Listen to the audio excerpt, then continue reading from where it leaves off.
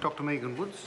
Thank you, Mr Chairman, and I'd like to take a short call on part 1 of this bill.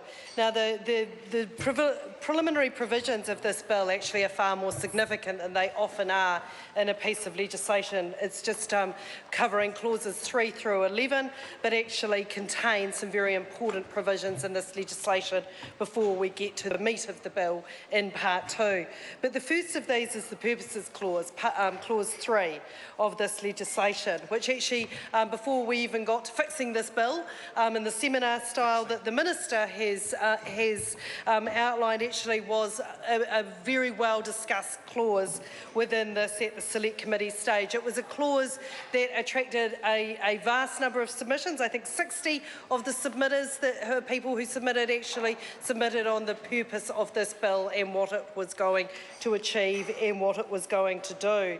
And I think this is where some improvements were being able to be made at the Select Committee stage. So the purposes of this bill, first and foremost, the Act supports the regeneration of Greater Christchurch and then goes through a number of purposes for enabling a focused and expedited regeneration process. But one of the most significant gains that was able to be made at the Select Committee part and phase of this piece of legislation was in clause 3.2b, if we're going to drill down into the detail, Mr Chairman, which was improving the environmental, economic, social and cultural well-being and resilience of communities. So while the Local Government Act may have gone away with the 4 well-beings, what we actually have here in this bespoke Greater Christchurch Regeneration Bill is actually the well-beings underwriting, and it not being just about the economic recovery of Christchurch. We all know that that is incredibly important, but we also all know that there is a far greater project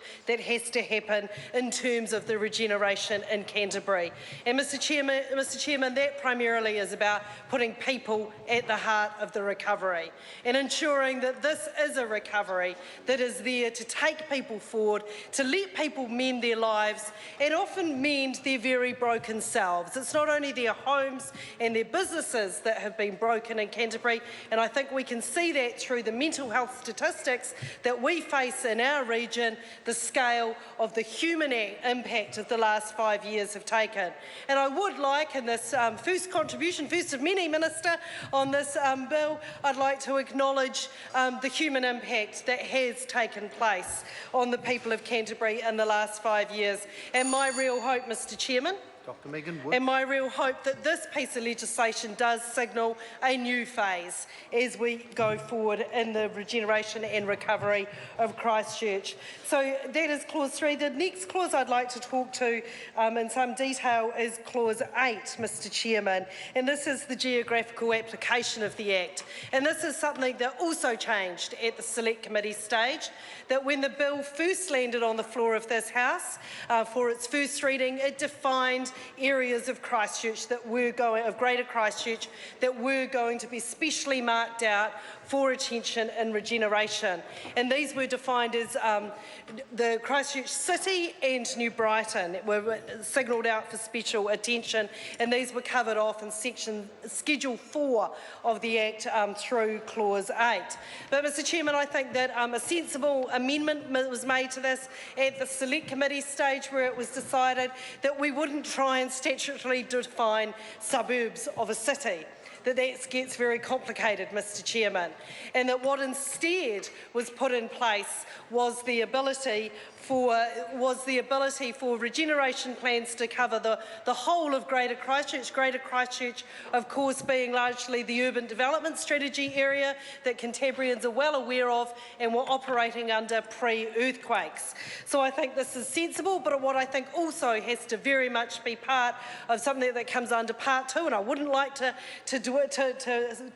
wade into that in this part, but I will talk about when I talk about the letter of expectations with Regenerate Christchurch, of making sure that primacy is still given to those areas of Christchurch City and New Brighton as areas signalled out for regeneration as the original Act intended. And I'm sure that's something that the Minister and the Mayor are working on together and are working very closely on.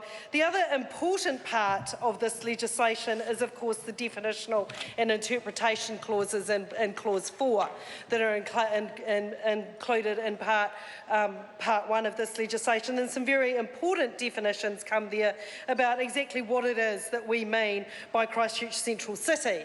And this is one of the, though we haven't tried to define it in terms of Schedule 4, that it does occur within Clause 4.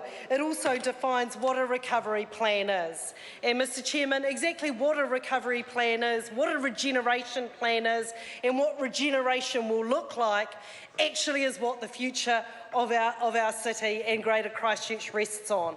It is about what form these plans will take and how these will be implemented in the wider area. And these are plans, and we will talk more fully about these when we get into Part 2 of the legislation, where we talk about what it is a regeneration plan means and who has power.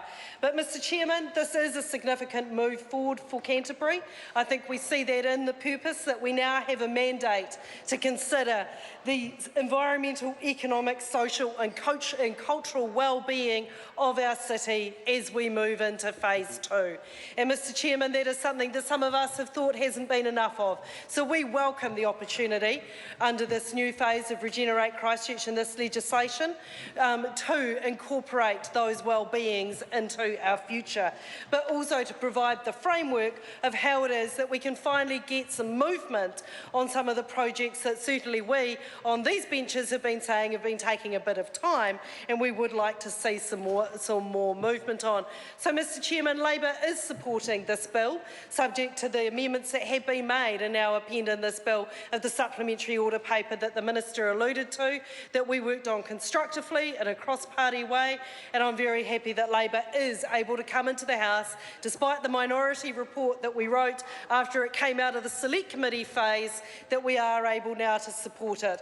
I'd like to thank the Minister for listening at that phase and taking on board the changes that were incorporated, and it's a pity some of the government members of the Select Committee couldn't have made more use of the Select Committee process.